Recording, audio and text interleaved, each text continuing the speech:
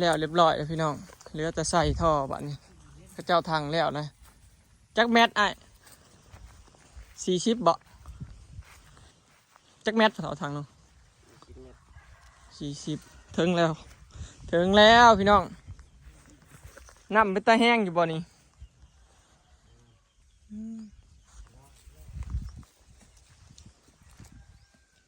เรียบร้อยพี่น้องอันนี้ข้าเจ้าสิใส่ท่อใส่ได้ให้เนาะบัดนี้ใส่ท่อกับใส่ได้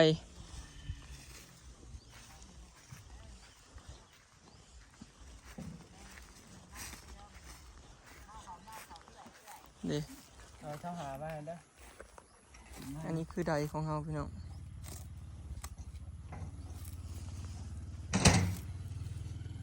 หอดอยู่บ่สายไฟมาหอดกันเดี๋ยวเขาเล่นไปซื้อโทรสหายในสันๆในเบาะมีวะโทรสหายสันๆเนี่ยสบายดีเด้อพี่น้องสบายดีเบิดทุกคนเนาะสบายดีช่วงค่ำพี่น้องมื้อนี้แดดได้ฮ้อนขนาดเลย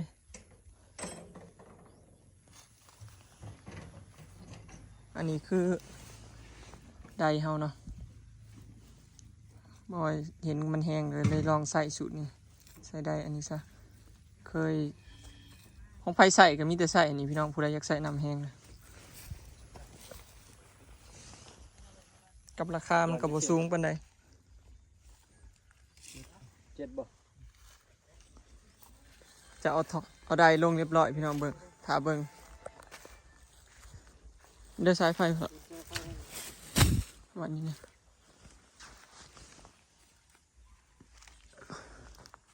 สายไฟกับมันบ่มีตัวหน่อยมีอันมันใหญ่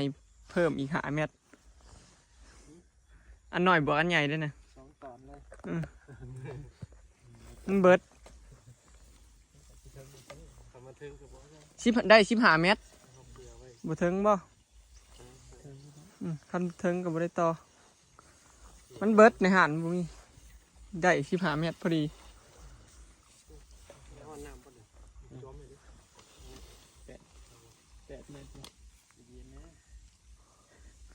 อันนี้ขั้นตอนการเอาอันไดลงพี่น้องเดี๋ยวขั้นตอนสุดท้ายแล้วเอาไดลงแล้วก็แล้วเนาะจะใส่ท่อให้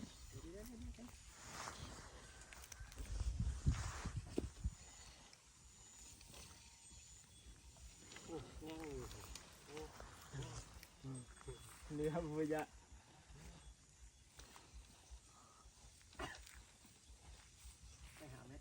คือเขาค้ำอยู่เลยเพื่อข้ามขึ้นได้แบบนี้รักครับ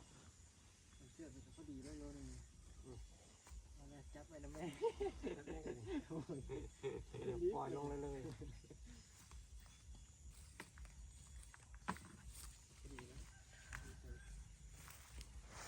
อันนี้คือบอลไฟเฮาพี่น้องเขาไฟมือนั่นแหละนี่เขาใส่ให้นี่เนาะได้กระดานมาให้แล้วก็นี่บอลเปิดปิดได้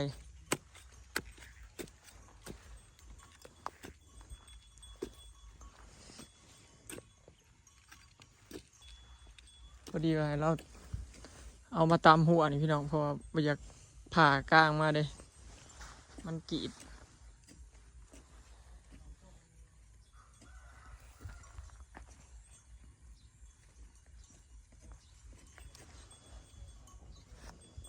ไก่สีแล้วพี่น้องเนาะไก่สีได้ฮดน้ำแล้วแหละอีกบโดนเบิ่งน้ำเขาพี่น้องยังบ่แห้งสัก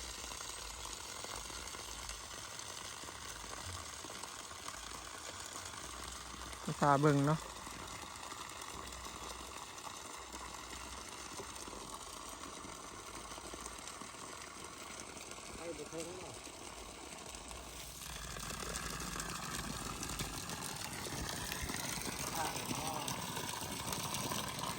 เบิ่งพี่น้องน้ำ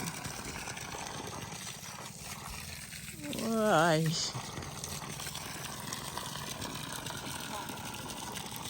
เ เบื่อนไฟบ่อยากเทิงบ่เก่าคือแห้งกว่านี้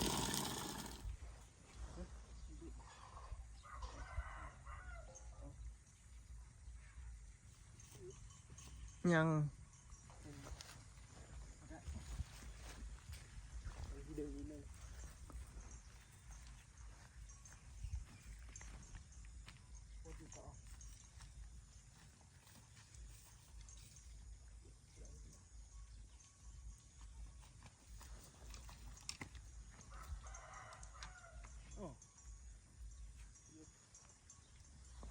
เอาไปเกาะขึ้นได้หรอ บ่เทิงตูดว่าจะสุดแล้วเหรอวะ ไม่ทัน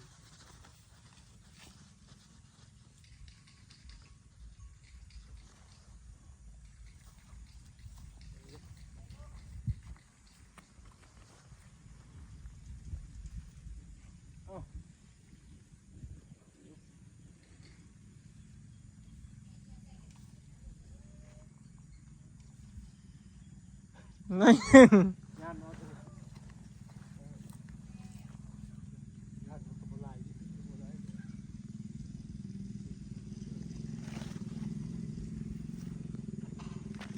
โอ้ยได้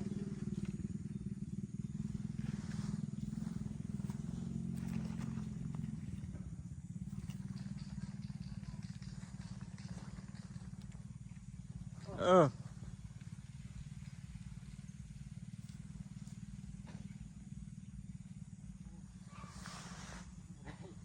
ยังบ่ได้ตูดใหม่ เอาอีก บัดเอาขึ้นแล้วมันดึงขึ้นตูดขึ้นมาจักอ่ะเออ หรือว่า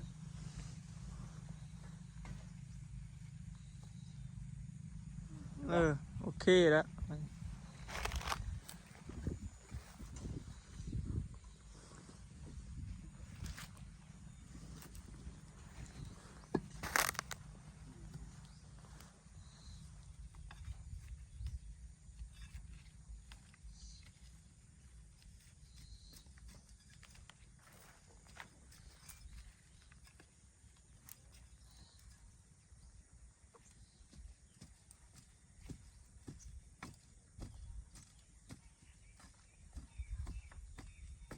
เรียบร้อยพี่น้อง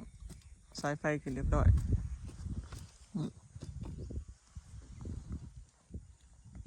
บอยให้เราอันไหลมาแต่ทางหัวคือบอยให้มันกรีดเนาะบ่ให้มันขามมันจะบ่ยากแบบคุดหลักอยู่ในกลางเลยมันคุดดีหลัดป้านี่มันสิคาสายไฟทั้งเทิงเนาะมันสิบ่งามก็เลยว่ามาทางขางเอาเป็นไงสร้างแห้งบ่ โอ้ย แห้งกว่าได้อันนี้เฮาแต่ว่าเดี๋ยวพี่น้อง ลงเลย เอาตรงๆแล้วก็เอออืมแห้งแล้วแห้งแล้วเบิ่งพี่น้อง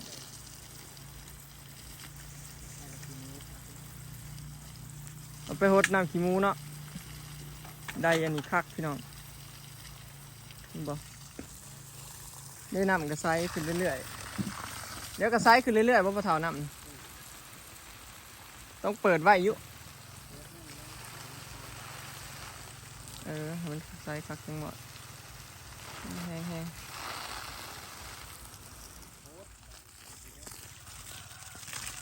มันสิหดพี่น้องเบิ่งลองหดดอกเกี่ยวคักแล้วคักแล้ว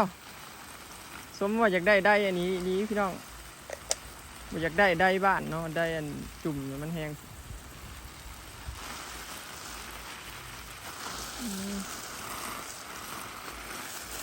สบายแล้วบ้านนี้พักค่อย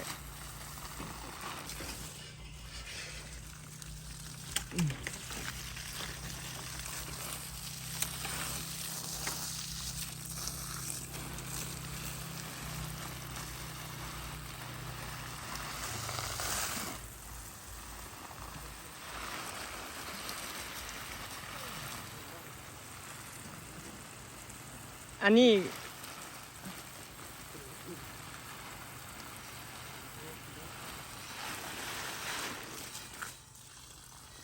คักแล้วพี่น้องคักแล้วถึกใจเลยนำถึกใจเลยแห้งคักเลยสาวลอยออกมาแล้วพี่น้องลองมึงดูเฮ้ยถึกใจอยู่บ่ รีวิวแห้งทำหนิเลย คันเอาใหญ่กว่านี้คันเอาใหญ่กว่านี้ก็สิแห้งกว่านี้แต่ว่าน้ำเฮามันบ่อันนั้นกับบ่ได้น้ำเฮา เมื่อ มัน ไหร่ บ่ ก็ ได้ ทำนี่แล้วแต่ว่าลายปีไปมันสิอัน มันเจือนนะ ลายปีไปแล้วบ่ได้แห้งเลย น้ำมันตื่นขึ้นก็ โอ้มีน้ำแล้วจ้าบ้านนี้คอยคิดตัดอันนี้เลยคอยคิดตัดแผนปุ่งขึ้นมา ได้สายไฟก็เอาไปทางนี้เลยบ่ให้มัน ก็ใส่หลัก สลักบ่ ให้ทาเห็ดไง ให้ว่าเขาเจ้าใส่ให้คือบ่ ปิดอะไรแล้วบ่มีหลักบ่สิเอาไปตามหัวมันหยุดจะมาทรายไฟมันหัวดิค่ะ ได้บอกให้เราใส่ให้ก็ได้ถึงเวลาจ่ายตังค์พี่น้อง คือว่าเทิงวายอยู่เราเทิงแต่20 กว่าเมตรแต่ว่าเราทางลงไปหอด40 เมตร ถึงไวพี่น้อง20กว่าเมตรเองเนาะ ตื่นเนาะ ตื่น ขั คั ง ก บน เล เลย ยนะผมนี่ รุ่นนำต้องทางใหญ่ แล้วรุ่นที่เฮา7,800 7,800พี่น้อง ค่าทางใดเอาให้เราทอนมา เพราะค่าทางใดทอนมา200 ใจ ขอบใจหลาย โอ้ใส่มาเบิ่งดูโทรศัพท์ใหม่นะชื่อจะพัน ๆพอดีเลยพี่น้องได้นำแล้วบ่อันนี้ 30 เปิดลุงหลักว่าอย่าติดขี้คร้านโฮดแล้วว่า อื้อ thank you รุ่นหยัง ให้เพิ่นกำลังหาวพี่น้องคือแต่มือแรกบ่เด้บ่แม่นว่ามือต่อมาตายกระแดงงาเบิดมีน้ำพัดเฮงนักกู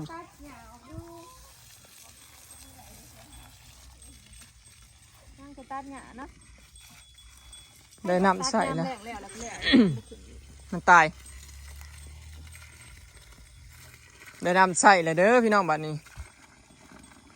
บ่ยากบ่ยากหิวน้ำฮดแต่ละเถื่อหิวน้ำมาฮด มันอยู่กัดก็คลองน้ำไหลเนาะขึ้นมาเป็น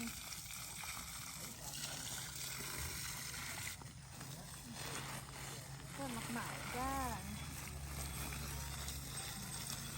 น้ำขี้หมูเนาะขอใส่คักกันนั่น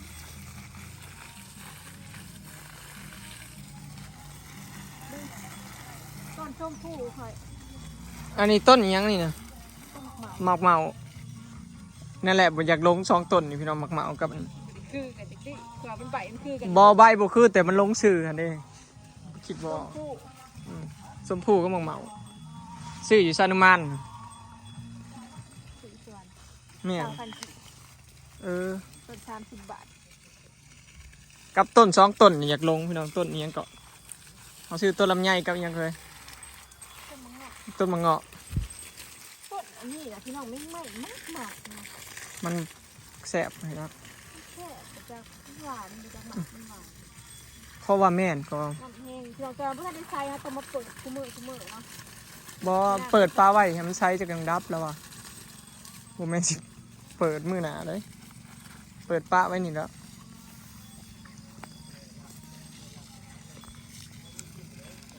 ยังทางเนาะแล้วทางมาส่งต้นลำไยเบอร์เองจ้ะ อืม อ้าวหอมกินยังอ่ะ หลังน้ำแห้งเติบด้วยพี่น้องแม่นใส่ทอน้อยหรือว่าอันนั้นให้คักแจ้นั่นแหละ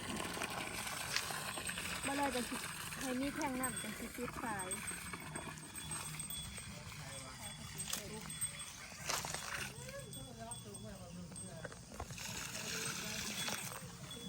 หดแล้วหดอีกอยู่พี่น้อง ทานเลย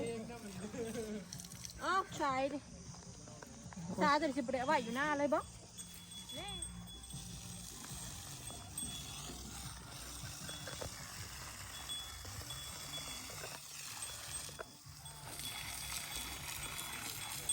ที่โฮสขนาด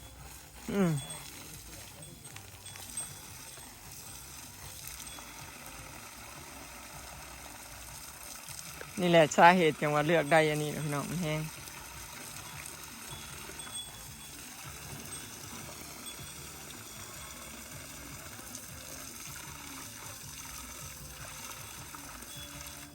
ผักมันไม่ได้เหมาะเก็บปลูกต้นกล้วยไอ้ป่ามันแห้งเบิ่งมันเป็นปีหัวปี ต้นกล้วยเป็นหัวปีพี่น้องมึงมันปลูกต้นกล้วยบ่ได้มันลั่งมันเถาน้อย ออกปีแล้วบ่มีหมากซ้ำเบิ่งเลย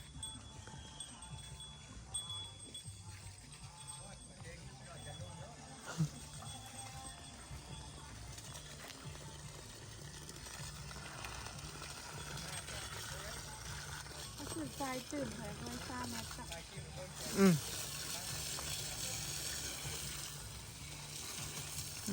คันจากกันบ่ได้ฮดใกล้ๆกะต่อทอมาขุดต่อทอเอาไล่ทอแป๊บเอา มันเป็นลายต้นมันนั่นกัน ยังสิซื้อก๊อกมาใส่อยู่นะบ่มีก๊อก คือกอก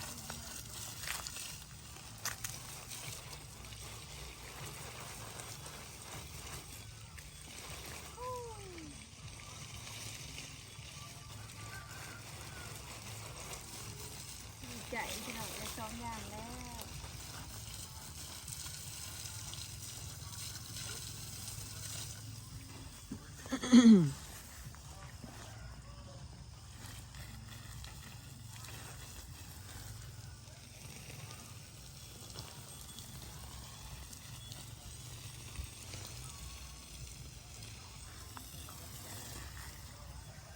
อันนี้ยังบอกออกหน่อยสิออกหน่อยอยู่ปะ เดี๋ยวคือมันเถา ลำมันเถาเนาะ ลำมันเถา เพื่อสิออกหน่อยนะเฮิงเลย ลำมันเถาเขา เป็นน้ำไม้ใหญ่ลำมันเถาหน่อยละพักพันยังบัดนคะแนนเด้อซ้ำสิงามนี่มันเป็นขีดินขึ้นมา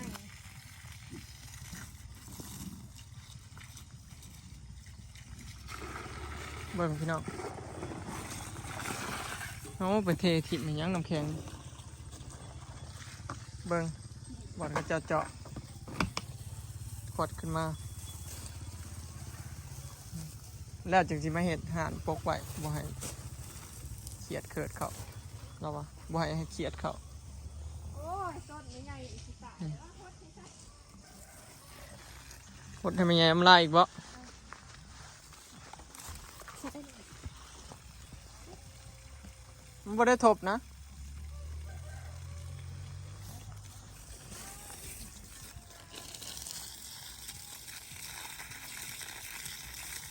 หดให้มันเถามันลา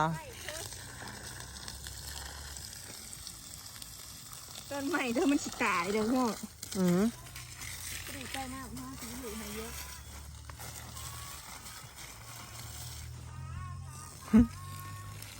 แต่เนี่ยนี่มันดิ่งชายมันโบ มันบ่ตายง่าย มันบ่ตายง่าย คันเป็นบักหินน่ะมันห่อนมันลวก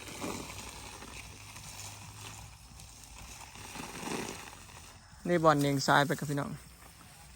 เนียงซ้ายลักบ่ให้มันกรีดเนาะไปตามเข้มหัว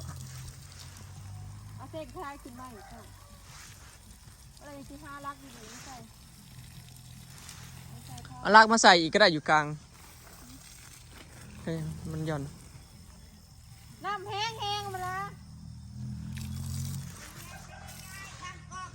โอ้ยน้ำแห้งจ้าคุณ เบิ่งนะพี่น้องฮดไปเลยๆแล้วผู้ถือใจแห้งได้นำใหม่เพิ่นดุขนาดของกระเจ้าเอามาได้ฮดเบิดแล้วพี่น้องเนาะเสร็จเรียบร้อยเริ่มค่ำแล้วโอเคเนาะพี่น้องคลิปนี้ก็สิขอเก็บภาพบรรยากาศด้วยสำนีเด้อเนาะเสร็จเรียบร้อยเจาะน้ำบาดาลหรือว่าภาษาบ้านเฮาก็คือทางสร้างพี่น้อง ขอบใจ FC ประสูสุกคนเด้อที่ติดตามหลักเป็นกำลังใจให้ตลอดมาเนาะพี่น้องดีใจแห้งขนาดเนาะอันนี้คือก้าวที่2ของเฮาเนาะรอติดตามคลิปต่อไปพี่น้องเนาะไปแล้วสบายดี